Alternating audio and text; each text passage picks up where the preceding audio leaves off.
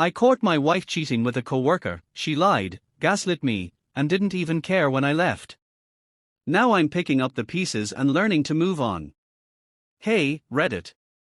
I never thought I'd be one of those guys posting on here about a cheating spouse, but here we are. I honestly don't even know where to start because my mind is still spinning. I feel like my entire life just crumbled overnight. A little background: my wife, Emily, and I have been together for 8 years, married for 5. I thought we were solid. Sure, we had our rough patches, every couple does, but I never imagined she would do something like this. She was my best friend. Or at least, I thought she was. Looking back, I guess the signs were there, but I was too blind to see them. Over the past few months, things started feeling off. She became distant, glued to her phone more than usual. If I walked into the room while she was texting, she'd lock the screen instantly. At first, I brushed it off. Maybe she was just stressed with work. Maybe she was planning some surprise for me. Yeah, I was that naive. The real kicker was how her attitude changed. She started picking fights over the dumbest things. If I asked about her day, she'd snap at me. If I tried to cuddle up to her on the couch, she'd sigh like I was annoying her. It was like I had suddenly become an inconvenience in my own marriage. I should have trusted my gut. I should have seen the red flags. But I didn't. And then, last week, something happened that made it impossible to ignore anymore. So, last week, something happened that finally forced me to open my eyes. Emily had been going out more than usual. Late night, girls' nights, work dinners, and weekend errands that somehow took all day. I hated feeling suspicious, but it was getting harder to ignore. Then, last Friday, she left the house in a rush, claiming she was meeting her friend, Lisa, for dinner. Normally, she'd at least throw on jeans and a nice top, but this time, she was dressed like she was heading to a damn nightclub. Tight dress, high heels, makeup done to perfection, way more effort than she ever put in for our date nights. I made a joke like, "Wow, Lisa's gonna feel underdressed," but she just rolled her eyes and mumbled something about wanting to feel good about herself. That's when I made a decision that I'm still trying to process. I texted Lisa. Now, I've never been the jealous or controlling type. I trusted Emily. But something in my gut told me to check. So I casually texted Lisa. "Hey, hope you and Em have a great time tonight. Tell her not to stay out too late, har har." Lisa's response came almost immediately. "What? I haven't talked to Emily in a couple weeks. Everything okay?" My heart dropped. My hands started shaking. I stared at my phone, rereading the message like somehow I had misunderstood it. But no. Emily wasn't with Lisa. So where the hell was she? I sat there, staring at my phone, trying to convince myself there had to be some kind of explanation. Maybe Lisa forgot. Maybe Emily made last-minute plans with someone else? But deep down, I knew. I knew. I decided to play it cool. I texted Emily. "Hey, babe, hope you're having fun. What's Lisa up to?" No response. An hour passed. Then 2. Nothing.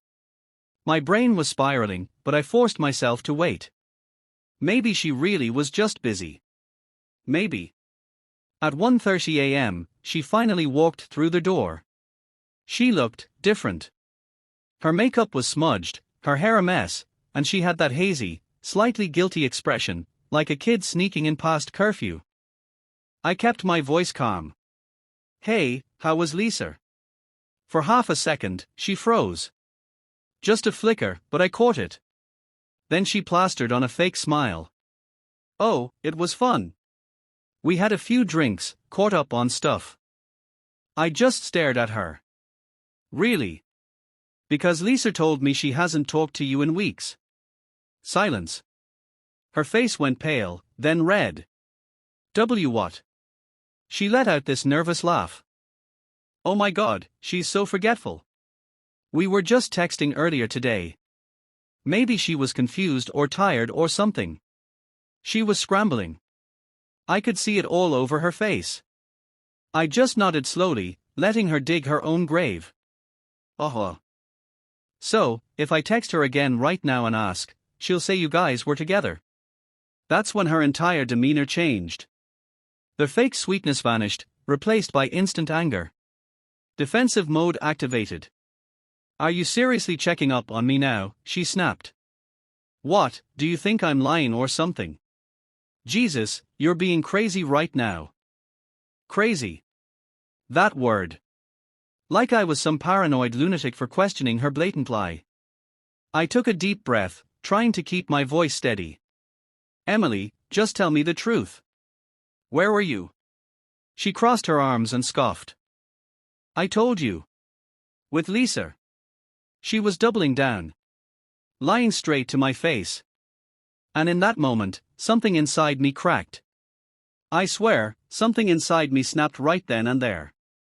I wasn't the type to start fights, but I also wasn't about to sit there and let her gaslight me into thinking I was crazy. I kept my voice level. Emily, I texted Lisa. She wasn't with you. So, I'm going to ask you one more time, where the hell were you? Her eyes flickered, just for a second, but she doubled down. I don't know what to tell you. Maybe she forgot. Maybe she was with someone else before me. Why are you even interrogating me like this? I let out a bitter laugh. Because you're lying to me, Emily. And just like that, she flipped the script. Suddenly, she was the victim. Oh my God, I can't believe this. I go out one night, to have fun, and suddenly I'm a liar. What's wrong with you? You don't trust me at all, do you? Classic. Instead of answering the question, she made it about me. Made it seem like I was the bad guy. I shook my head. You seriously expect me to believe Lisa just forgot a whole night out with you? Emily threw up her hands. I don't know. Maybe she was drunk, maybe she misunderstood, maybe she's messing with you. God, this is insane. I stared at her, my heart pounding. She wasn't even trying to come up with a believable excuse anymore, just throwing out random bullshit and hoping I'd drop it. But I wasn't dropping it. I'm going to bed, she snapped, turning away like that was the end of the conversation. And you know what? I let her go. Because at that moment, I realized something, she wasn't going to tell me the truth. Not yet, anyway. But I was going to find it myself. I barely slept that night. My mind kept replaying our argument, twisting itself in knots, trying to make sense of her lies. But there was no sense to be made. She was hiding something. And I was done ignoring it. The next morning, Emily acted like nothing happened. She waltzed into the kitchen, made herself a coffee, and even hummed a little tune like she hadn't spent the night lying to my face. I played along, for now. Morning, she said casually, as if we hadn't just had our biggest fight in years. I kept my voice neutral. Morning. She sat across from me, scrolling through her phone like she wasn't a damn suspect in her own crime. Do you want to do something today? Maybe go out for lunch. I almost laughed at how normal she was trying to act. But I wasn't falling for it. No, I've got a lot to do today, I said, keeping my tone light. That was only half true. I did have something to do, just not what she thought. The second she left for her Saturday yoga class, which I was now questioning the existence of, I got to work. I started with her phone. Locked, of course. Not surprising. But I noticed something odd, she had never been the type to use a passcode before. When did that change? Next, her laptop. Also locked. Then, I checked our phone bill. Bingo. There was a number she had been texting constantly over the past few weeks, late at night, during work hours, even while I was sitting next to her on the couch. I copied it down, my heart hammering in my chest. I didn't recognize it, but I was about to find out exactly who it belonged to. I stared at that number for what felt like an eternity. My gut was already telling me what I didn't want to admit. I was about to confirm something that would change everything. I thought about calling it, but what was I even going to say? Hi, I'm Emily's husband. Who the hell are you? No. I needed more information first. So, I did the next best thing, I ran the number through a reverse phone lookup. And that's when my stomach dropped. The name attached to the number? Nathan Carter. I didn't recognize the name, but something about it made my skin crawl. I sat there, trying to place it, when suddenly it clicked. Emily had mentioned it Nathan before. A guy from work. Just in passing, nothing major. Oh, Nathan in accounting was late on the reports again. Nathan got a promotion, can you believe that? Nathan's wife makes the best cookies, I should get the recipe. And just like that, the puzzle pieces slammed together. She had been talking about him, but always in a way that made him seem irrelevant. Like he was just some background character in her life. A name thrown in casually to keep me from suspecting anything. But now I was staring at weeks' worth of messages between them. And I had a sickening feeling that Nathan's wife wasn't the only thing he'd been tasting. My hands were shaking as I stared at the phone bill. I needed to be absolutely sure before I confronted her. Maybe, just maybe, there was an explanation that didn't involve her screwing some guy from work. So, I did something I never thought I'd do. I texted him. I kept it short and vague. Hey, this is Emily's husband. I think we should talk. I didn't expect an immediate response, but less than a minute later, my phone buzzed. Nathan, who is this? Bullshit. He knew exactly who I was. I wasn't playing games. Don't pretend you don't know. I see how much you and my wife have been texting. I just want the truth. 3 dots appeared. Then they disappeared. Then they appeared again. Finally, a response. Nathan, dude, I don't want any trouble. That was all I needed to see. He didn't deny it. He didn't act confused. Just a guilty, weak-ass attempt at diffusing the situation. I felt like I had been punched in the stomach. There it was. Confirmation. Emily was cheating. And now, I had to decide what the hell I was going to do about it. I sat there, staring at my phone, my heart pounding so hard I could feel it in my throat. Dude, I don't want any trouble. That was all Nathan had to say. No denial, no confusion, just a pathetic attempt to avoid the fallout. I felt sick. Furious. Betrayed. But most of all, done. Emily got home a couple of hours later, acting like nothing was wrong. She waltzed into their house, yoga mat slung over her shoulder, and gave me a quick, distracted, hey. I was done playing dumb. I pulled out my phone and held it up. Who the hell is Nathan? The way her entire body stiffened told me everything I needed to know. She froze mid-step, eyes darting to my phone, her brain scrambling to come up with an excuse. What, she said, her voice a little too high-pitched. I texted him, I said, keeping my voice steady. Your coworker Nathan. The one you've been texting non-stop. He didn't even try to deny it, So, I'll ask again, who the hell is Nathan? Her face went pale. Then, just like before, she flipped the script. Are you serious right now? She snapped, throwing her bag onto the couch. You went through my phone bill. You're spying on me.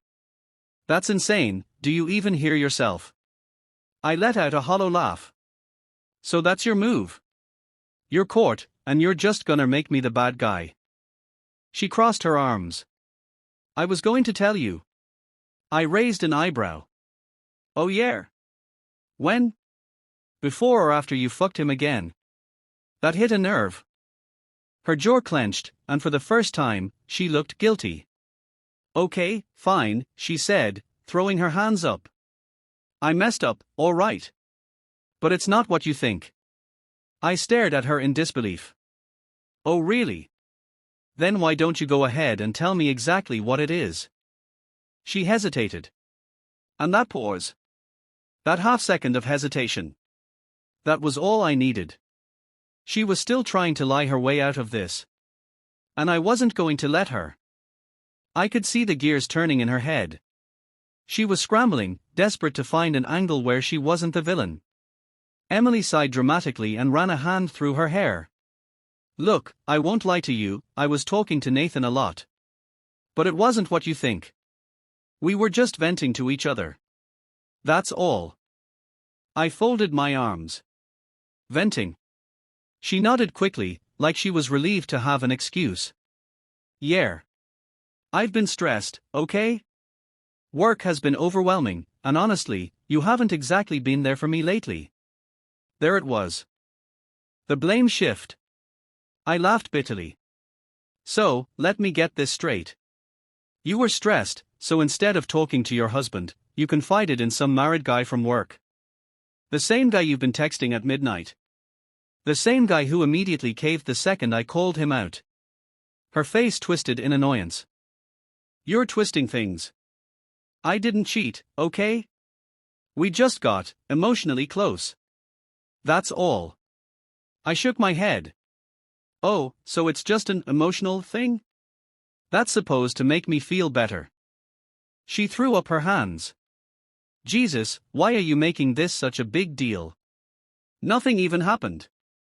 I took a slow breath, trying to control the anger burning in my chest. All right. Fine. If nothing happened, then you won't mind showing me your texts with him, right? That was it. The moment of truth. Her face immediately changed. No, she said flatly. I raised an eyebrow. Why not? She crossed her arms. Because it's my personal business. I let out a bitter laugh. Your personal business. You're married, Emily. Your personal businessers involves me when it's about another guy. She scoffed. I'm not showing you my private messages just because you're feeling insecure. Insecure. Another classic. She was really going for every manipulation tactic in the book. I clenched my jaw, trying to keep my voice steady. You won't show me your messages because they prove you're lying. She rolled her eyes. Believe whatever you want. And that's when it hit me. She wasn't even trying to save this. She didn't care that she'd been caught. Because in her mind, she'd already gotten away with it. But not this time. I stood there, staring at the woman I had built my life with, and I realized something. She wasn't sorry. Not even a little. She wasn't panicked about losing me. She wasn't devastated about hurting me. She was just annoyed that I had caught her. That was it. That was the moment something inside me just shut off. I nodded slowly. All right. She frowned. All right, what? I grabbed my jacket and my keys. I'm done. Her expression twisted into confusion. Wait, what do you mean you're done? I turned toward the door. I mean I'm done arguing with someone who doesn't respect me enough to tell the truth. She scoffed. Oh my God, you're overreacting. I whirled around so fast she actually flinched. Overreacting? I caught you lying to my face about another man, and you're standing here acting like I'm the problem. Her eyes narrowed. So what, you're just gonna leave? Just like that. I shrugged. Why should I stay? So you can keep lying to me? Gaslighting me? Making me feel like I'm crazy. She crossed her arms. You're being dramatic. I let out a bitter laugh. And you're being a cheater. Her face hardened. Fine. If you want to be a child about this, go. But don't expect me to come crawling back, begging for you. I shook my head. I wouldn't hold my breath. And with that, I walked out the door. I didn't know where I was going yet. I didn't even know what my next move was. But one thing was clear, I wasn't going to let her drag me down with her anymore. I drove around aimlessly that night. I didn't have a destination in mind, just the need to get away from that house, from her, from everything. My emotions were all over the place. I was angry, devastated, numb, and honestly, just exhausted. I went to a bar. Not because I wanted to drown my sorrows, but because I needed some kind of distraction. The idea of sitting alone with my thoughts was too much to bear. I needed to escape, even if it was for just a few hours. I'm not proud of it, but I got pretty drunk that night. Just enough to blur the edges of the pain, enough to stop the constant replaying of her lies in my head. But it wasn't long before the weight of it all came crashing back. I kept seeing her face, the way she'd looked at me when I confronted her. It wasn't guilt. It wasn't regret. It was anger. Like I was the one who was wrong for calling her out. The next morning, I woke up with a headache and an empty stomach. I could barely remember half of what had happened at the bar. But there was one thing I was sure of: I couldn't go back to her. I took a shower, ate something, and then finally picked up my phone. I knew I needed to call her. I knew there were things I still needed to figure out, like finances, living arrangements, practical stuff. But what I really needed was to hear her own words. I needed to know if she even cared that I was gone, or if she was already planning her next move with Nathan. When she picked up, her voice sounded flat. "What do you want?" I paused for a second. "I need to talk to you." Her tone hardened. "About what?" "You already made your point last night." It hit me then. She didn't care. The conversation went nowhere. She was defensive, distant, and uncooperative. I was trying to have a civil conversation about ending things, but she wasn't even willing to acknowledge the reality of what was happening. I realized then, I wasn't just ending a marriage. I was ending a chapter of my life where I'd been completely blind to how little respect she had for me. After that call, I couldn't shake the feeling of finality. It was like she was already over it. Like I was just some inconvenience she'd brush aside. There was no fight left in her to save the relationship. She wasn't sorry. She wasn't even upset that I had caught her. She just didn't want to be bothered by the mess she created. I spent the next few days sorting things out. I called a lawyer. I started looking for a new place to stay. Emily didn't make any attempt to stop me. Hell, she didn't even ask if I was okay. She'd been acting like this was some minor inconvenience in her life, while I felt like my entire world had been ripped apart. The worst part: she was still texting Nathan. I saw the messages pop up on her phone when I went to grab a few things from our bedroom. The smiley faces. The casual flirtation.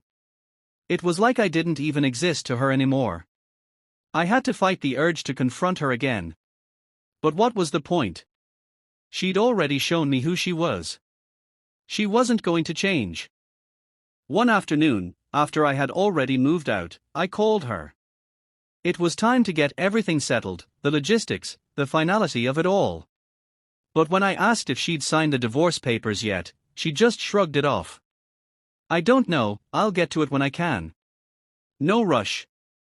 No rush. It was like she didn't care. She didn't care about us. About what we had built. I remember hanging up the phone and just staring at it for a long time. No rush. She was already gone, emotionally, years before I realized it. And I hated myself for not seeing it sooner. A few weeks passed. The divorce was moving forward, slow and messy, but at least it was happening. I kept telling myself that I was doing the right thing, that this was the only way forward. But every time I passed our old neighborhood or drove past the place we used to go for coffee, it hit me again like a punch to the gut. I started looking back, wondering where I went wrong. Was I not paying attention? Had I missed the signs? Could I have done something to prevent this? It felt like I was drowning in regret. But then, the more I thought about it, the more I realized how much of our marriage had been me convincing myself that everything was fine. I'd been too scared to admit it, that something had always been off between us. I was too scared to acknowledge the small things that chipped away at our relationship over time. The late nights. The sudden distance. The emotional walls she'd put up, while I kept pouring myself into trying to make it work. But she was never really there. Not in the way I needed. She'd been checked out long before Nathan ever came into the picture. She was already gone emotionally, and I just didn't want to see it. One night, I finally reached out to a friend I hadn't spoken to in a while. I needed someone who could understand, someone who wouldn't judge. And when I told him what happened, he just listened. He didn't tell me what I should have done differently. He didn't give me some motivational speech about moving on. He just said, "I'm sorry you're going through this. You don't deserve to be treated like that." And for the first time in weeks, I felt like someone saw me. Like my pain wasn't invisible. That was the moment when I realized I had to stop blaming myself. Yes, I was hurt. Yes, I'd been deceived. But I hadn't created this mess. She had. I had to remind myself that I was allowed to move on. The days started getting easier, though it wasn't a straight line. Some mornings I woke up feeling like I had made the right decision, like I could take a deep breath again. But other days, the weight of the betrayal still hit me like a freight train. The fact that I had spent so long living in a lie, and that I had truly loved someone who didn't love me back, well, it was a lot to swallow. But little by little, I started taking my life back. I threw myself into work. I spent more time with friends who actually cared about me. I found new hobbies. I even started going to therapy, something I never thought I'd need. But after everything, I realized I had to take care of myself. I couldn't let the mess she made consume me. One evening, a few months after the divorce was final, I ran into Emily. It was completely by accident. I was at the grocery store, just grabbing a few things, when I turned around and saw her. She was with Nathan. They were holding hands, laughing at something he said. I felt a weird sense of detachment. There was no anger left. No sadness. Just nothing. They looked so comfortable together. And for a split second, I thought, good for her. She had what she wanted. She found someone who was fine with her treating him like crap, just like I had. But then, I walked away. I didn't owe her anything anymore. I don't know if I'll ever completely understand how I was so blind, or how she could betray me the way she did. But in that moment, I realized something important: I don't need to understand it. I don't need her anymore. I don't need to keep trying to fix something that was never really mine to begin with. I'm moving on. I'm better than that. And I deserve someone who will give me the respect I gave to her. A year has passed now, and it still feels surreal sometimes. I've been through a lot of ups and downs, but overall, I've finally found peace. There are days when I think about Emily, when memories of our life together come flooding back. But those days are fewer now, and they don't sting the way they used to. I've learned so much about myself in the process. I used to think I wasn't enough, that maybe I didn't deserve better, but now I know that's complete BS. I didn't deserve to be lied to or manipulated. I didn't deserve to be treated like an afterthought in her life. And you know what? I've started dating again. It feels strange at times, but it also feels right. I'm not rushing into anything, just taking it slow, figuring out who I am now. But it's a reminder that there's a world beyond the one I lived in with her. As for advice, if anyone out there is going through something like this, please don't ignore the red flags. I ignored them for way too long because I didn't want to believe that my reality was crumbling. If you feel like something is off, trust your instincts. If someone is willing to lie to your face, they are not the person you thought they were. And they never will be again. Also, take care of yourself. Don't lose yourself trying to fix someone else. You can't make someone change if they don't want to, and you can't force someone to love you. You deserve someone who values you, who will treat you with respect, and who will put you first. So yeah. I'm moving forward. It's not easy, and it's not perfect. But every day, I'm closer to the person I'm meant to be. And that's enough for me. Thanks for reading, everyone. If you're going through something similar, I promise, it gets better. It might not feel like it right now, but it will. Keep going.